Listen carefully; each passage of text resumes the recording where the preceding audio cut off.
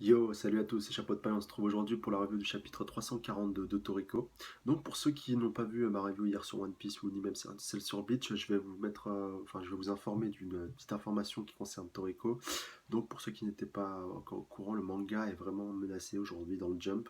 Donc ce qui a pour conséquence, non pas un arrêt immédiat, mais en fait que l'auteur il a accéléré son manga. D'ailleurs vous avez pu vous en apercevoir dans les scans précédents, en tout cas depuis les 10 derniers scans à peu près. Et c'est en fait la cause de ça, c'est la vente des tomes reliés de Toriko qui est vraiment en chute libre et qui du coup ça cause des pertes considérables pour le Jump donc qui publie le manga, et ça fait un énorme manque à gagner pour eux, et donc ils ont pris la décision d'accélérer la fin du manga, et c'est pour ça que les événements vont aussi vite depuis, euh, depuis maintenant quelques semaines. Donc moi j'avais pris la décision avec quelques amis déjà de tenter quelque chose pour essayer de changer la donne, vu que nous en France déjà on est le deuxième marché du manga au monde, et on est le deuxième plus gros consommateur de manga au monde. Donc je voulais vous proposer, si vous êtes d'accord, je vous invite à acheter les tomes de Toriko, voilà, comme vous le savez, donc c'est vraiment un super manga, et aussi inviter vos amis à en faire de même, surtout en plus que Kazé, donc, qui édite le manga en France, a fait une petite offre, une petite offre groupée, pardon, où ils mettent plusieurs tomes dans un seul coffret. Et puis ce coffret, donc, vous le payez moins cher que si vous achetez les tomes à l'unité. En fait, c'est plus avantageux pour vous, et puis aussi pour le manga du coup. Voilà, je précise aussi que c'est pas un placement de produit, donc si vous voulez en être convaincu, par exemple dans Toriko, les femmes sont très mal dessinées, mon Toriko c'est de la merde, là par exemple, pour que vous soyez convaincu. Ce que vous pouvez faire aussi, si vous n'avez pas les moyens financiers de pouvoir acheter le manga, c'est pour le soutenir, c'est d'en parler autour de vous, chose très importante.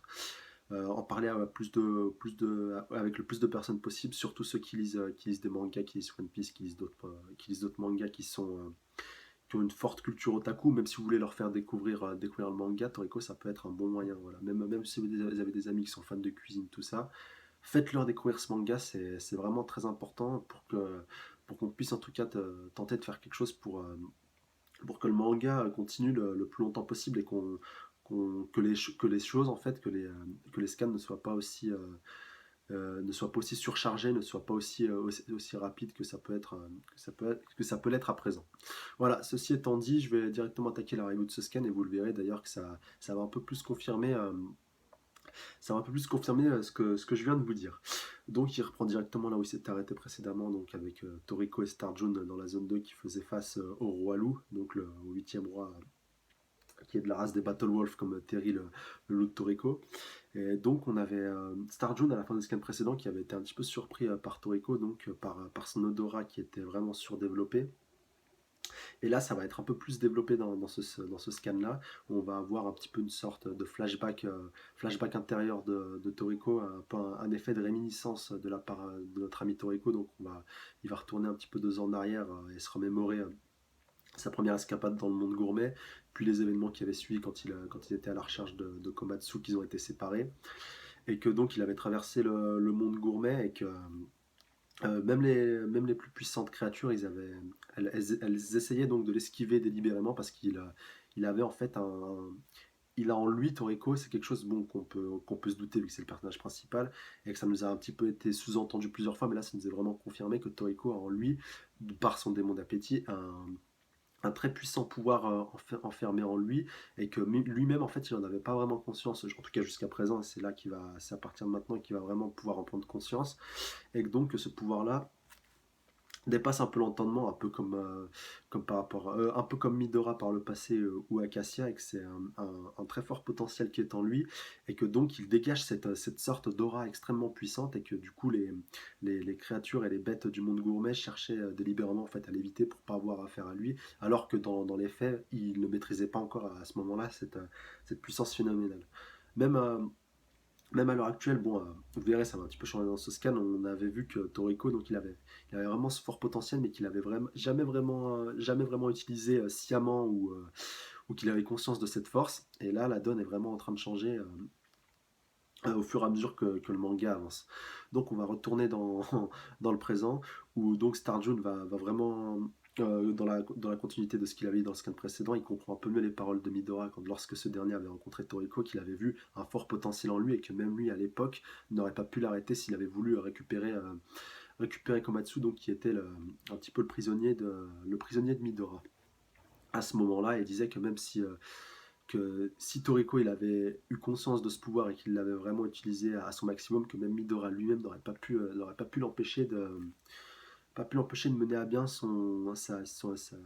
de mener à bien en fait son projet et puis de l'empêcher de libérer Komatsu. Et donc Toriko va encore faire preuve de perspicacité et puis aussi nous montrer l'étendue de ce pouvoir en fait qui est vraiment concentré dans son odorat, qu'il a un odorat vraiment surdéveloppé et c'est aussi lié à la puissance de son démon et à sa puissance de combat. Et il va directement en fait nous faire prendre conscience que le loup qu'il avait un petit peu estropié précédemment lors de son arrivée dans la zone 2, c'était pas simplement le vrai roi de cette zone-là. En fait, c'était simplement son numéro 2, le futur roi loup. Et puis on voit justement dans la page d'après directement, d'ailleurs page qui est encore une fois bien dessinée, je souligne encore le talent ô combien excellent en la matière de l'auteur parce que c'est vraiment des dessins super bien faits. On ressent vraiment, comme je l'avais dit précédemment, la puissance et puis toute la prestance des différentes créatures qu'au fur et à mesure qu'il les dessine et qu'elles nous sont présentées. Donc on voit vraiment le vrai roi loup donc qu'on avait vu une première fois juste avant l'ellipse, si mes souvenirs sont bons, en fait, on avait vu que son visage, c'est pour ça ça pouvait porter un petit peu à confusion par rapport au scan précédent. Et donc, on le voit vraiment, le roi loup, donc Guinness, le roi des Battle Wolf. Vraiment impressionnant, il fait au moins 20 mètres de haut, il est beaucoup plus gros donc, que Terry ou que le loup que Toriko était en train d'affronter. Et donc, ça nous est vraiment aussi expliqué par l'auteur, c'est que tous les événements qui se passent cette rencontre en fait entre Toriko et le roi des loups, le Battle Wolf Guinness, c'est c'est une somme en fait d'événements qui se sont enchaînés au fur et à mesure que l'action se passait dans le manga et que tous ces événements, indirectement ou pas, ils ont mené à cette rencontre entre les deux. Ils étaient en fait prédestinés à se rencontrer. Enfin, vous voyez quand on dit l'expression il y a que les montagnes qui se rencontrent pas, là c'est vraiment bien illustré par rapport à ce scan-là, on peut vraiment le voir illustré de très belle manière, et donc le combat inéluctable entre les deux va avoir lieu. Donc avant de démarrer ce petit combat donc, qui suit, je vais revenir sur un point aussi important dans ce scan-là, c'est le fait que Toriko nous souligne que God, en fait, il y aurait de fortes chances que God arrive donc dans la zone 2. Il nous explique que c'est la zone 2, donc c'est la zone où il y a plusieurs climats qui alternent, donc il n'y a pas un climat fixe comme ça peut être le cas dans d'autres zones, donc il y a vraiment tous les sortes de climats différents. Et donc il nous dit que c'est dans cette zone-là qu'il y a le plus de chances que God fasse son apparition, et il nous apprend même que sa réapparition est imminente. Donc ça revient avec ce que je disais en début de scan par rapport à la fin de Toriko, que vraiment les choses vont en accélérer, que là je serais pas étonné que d'ici 10-20 scans, enfin, allez on va être gentil, entre 10 et 20, ouais, qu'on voit God apparaître et puis qu'on voit vraiment la grande baston, la grande bagarre finale entre les différents protagonistes, entre Acacia, entre Midora, entre Toriko et tous ceux qui sont intéressés par God. Voilà, il est trop bleu aussi. Donc ça nous montre vraiment que le manga il a vraiment mis un gros coup d'accélérateur depuis quelques scans, et que c'est vraiment regrettable enfin moi personnellement j'aurais préféré, les scans ils sont excellents, c'est pas le problème, mais j'aurais vraiment aimé que l'auteur développe un peu plus comme il l'avait fait initialement et comme il l'avait fait depuis qu'on est entré dans le monde gourmet. Enfin, même si ça des fois ça traîne un peu en longueur, ça n'enlevait rien à la qualité intrinsèque de l'œuvre en fait. Ça l'a sublimé même encore plus parce que ça nous amenait déjà plus à réfléchir, on ne nous balançait pas tout sur un plateau comme c'est le cas maintenant, on prenait le temps de développer nos théories, un peu comme One Piece. Voilà, One Piece, il n'y a jamais eu de problème par rapport à ça, parce que l'auteur il faisait ce qu'il voulait, et même si certains arcs comme l'arc de Dressrosa était un peu trop long, au final ça n'enlève rien à la qualité du manga, et là ça aurait été exactement la même pour Toriko, c'est ça que je trouve dommage. Bon bref, je reviens à la review. Donc, avec cet aveu de Toriko donc, qui nous dit que God va très certainement, très bientôt se manifester, et donc il y a de fortes chances que ça arrive dans la zone 2. Donc, qui est aussi un élément qui amène à la confrontation entre Guinness, le roi des loups, et puis donc Toriko, notre ami Toriko, donc, qui est à la recherche de God depuis si longtemps maintenant. Un autre fait aussi qu'on peut se rendre compte avec cette extrême puissance et puis ce démon d'appétit de Toriko et cette aura qu'il dégage, c'est aussi qu'il ressent en fait vraiment les ingrédients. On pouvait déjà le voir précédemment, mais là même les ingrédients du menu complet d'Acacia, il les ressent. On voit qu'il y a quelque chose qui ne va pas, qu'il y a que quelque chose s'est passé. Donc, je rappelle par rapport au scan précédent avec les démons, les mini-démons de l'appétit d'Acacia, donc les mini-A comme je les avais appelés. Donc, ils s'étaient manifestés un petit peu dans les différentes zones. D'ailleurs, on n'a toujours pas vu dans la zone 2, donc ça ne saurait tarder. Je pense ouais, dans les prochains scans, il y a de fortes chances que ça se produise et que Toriko, il le ressent indirectement à travers les ingrédients qui fuient les différentes zones. Donc c'est aussi un fait important à souligner par rapport à l'odorat de Toriko et à son don en fait de présence vis-à-vis des aliments, le fait qu'il les ressente vraiment corps et âme grâce à son odorat et puis aussi grâce à son talent grâce à ses talents pardon, qui lui sont propres. Donc la baston va commencer entre Toriko et le roi loup, et là vraiment chose qui m'a vraiment il m'a un petit peu scotché, c'est on voit Toriko qui enchaîne directement un énorme coup de poing sur le roi loup qui ne bronche pas, donc et que c'est assez surprenant en fait ça a encore une fois quelque chose qui a été mal fait, d'où l'accélération du manga, c'est qu'on voit un Toriko, je vous rappelle donc quand il a affronté Héraclès, le premier roi, donc le roi cheval, il avait été littéralement mis en déroute parce qu'il faisait pas le poids, alors que là, un petit peu, il n'y a pas eu énormément de progression depuis, enfin pas de gigantesque progression entre l'arc d'Héraclès et puis l'arc actuel.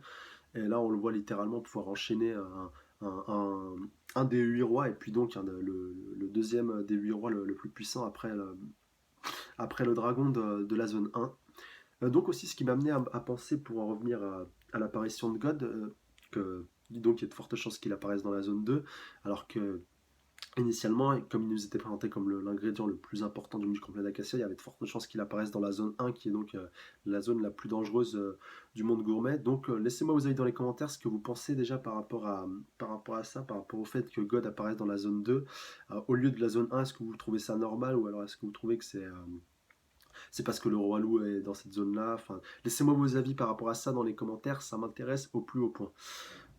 Laissez-moi aussi vos avis par rapport à l'accélération du manga. Est-ce que ça vous plaît, ou plutôt est-ce que vous trouvez ça regrettable et dommage que les choses soient allées assez vite? Donc laissez-moi aussi vos avis par rapport à ça. Donc je continue aussi, je vais donc terminer la review de ce scan qui aura été assez court, donc, mais quand même riche en informations déjà par rapport à la suite et par rapport à la tangente qui est un peu en train de suivre le manga. Donc juste après cet enchaînement de coups de Toriko, donc les deux s'arrêtent net dans leur élan en fait, parce ils ressentent une présence qui est en train de se manifester dans la zone.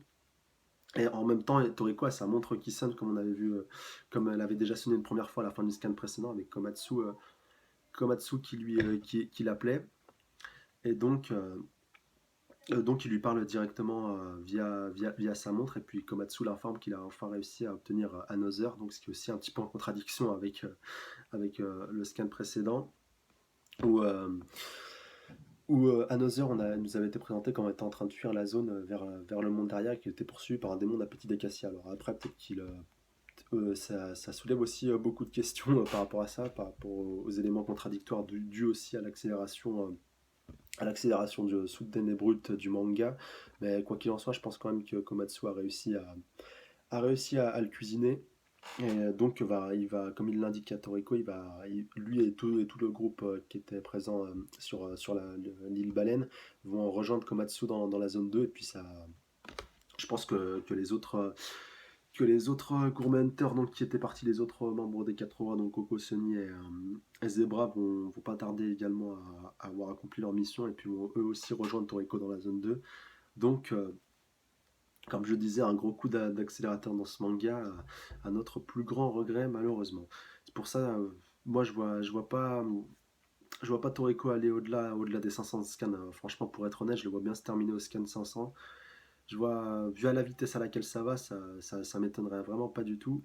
Et c'est vraiment dommage parce que quand on a commencé quand ce scan pardon, quand ce manga il a commencé, il avait vraiment un fort potentiel, encore plus quand on a commencé le monde gourmet, je pensais vraiment qu'il allait pouvoir atteindre les 50 tomes, les 60 tomes, qu'il allait pouvoir aller loin, et c'est vraiment regrettable.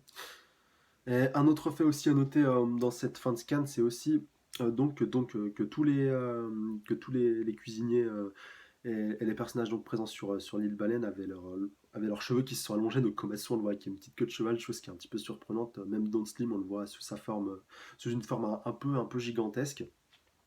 D'ailleurs, même Komatsu l'appelle Slamsan et donc pas Don Slim, et puis ça le vexe un petit peu, mais bon, on lui dit que finalement c'est pas un nom si mal par rapport à lui. Et puis Toriko qui ne connaît pas donc Don Slim, qui est je le rappelle, le démon d'appétit d'Ichiryu, qui donc avait survécu après la mort présumée de celui-ci.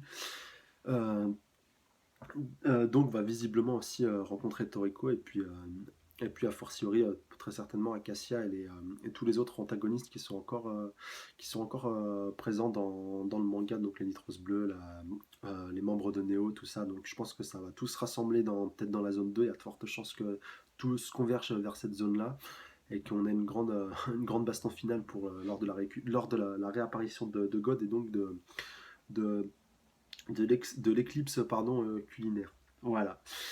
Donc le chapitre il se termine là-dessus. Donc on nous apprend aussi vraiment en toute fin scan qu'une créature est en train d'apparaître dans la zone 2. Donc ça doit très certainement être le démon d'appétit d'Acacia qui va se manifester. Donc on va voir si Toriko et Guinness, donc le roi loup, vont s'associer pour faire face à lui, ou alors est-ce qu'ils vont ou est-ce que il y en a un des deux qui va s'en occuper. Enfin, je sais pas.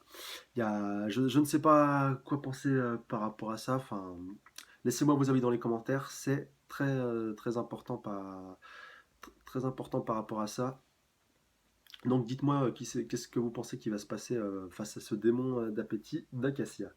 Voilà, donc n'hésitez pas à mettre un pouce bleu si cette review et ce chapitre vous ont plu, à partager à fond la vidéo, comme je vous ai dit, c'est très important, surtout pour qu'on puisse faire quelque chose pour que le manga puisse se rallonger un minimum, parce que c'est vraiment regrettable ce qui est en train de se passer à l'heure actuelle. Voilà, et puis surtout n'hésitez pas à vous abonner à la chaîne si ce n'est pas déjà fait pour être averti de mes prochaines reviews. Voilà, ce sera tout pour moi. Salut à tous. Sayonara.